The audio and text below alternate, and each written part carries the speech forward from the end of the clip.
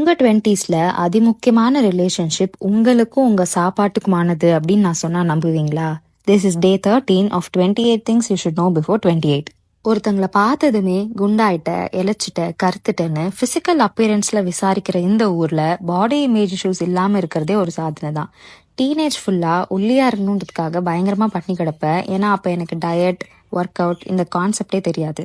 20ஸ்ல இது தொடர்ந்து வந்துச்சு. குண்டாயிடக்கூடாதேன்னு பட்னி கிடப்பேன். பட்னி கடந்ததுனால ஒரு கிரேவிங் இன்க்ரீஸ் ஆகி, சரி ஒரு நாளைக்கு ஒரு வேளை தானே சாப்பிட்றோம், அது பிடிச்சதா சாப்பிடுவோம்னு பயங்கர ஜங்கா சாப்பிடுவேன். ஆப்வியஸ்லி அப்ப நம்ம வெயிட் போடதான் செய்வோம்.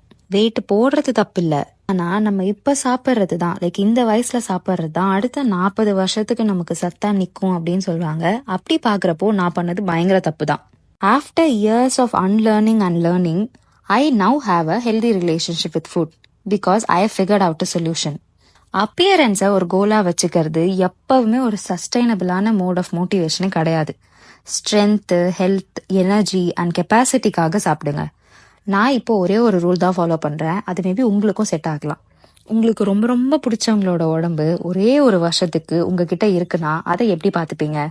எப்ப தூங்க வைப்பீங்க? என்ன சாப்பிட கொடுப்பீங்க? எப்படி ஒர்க் அவுட் பண்ணுவீங்கன்னு யோசிச்சு பாருங்க.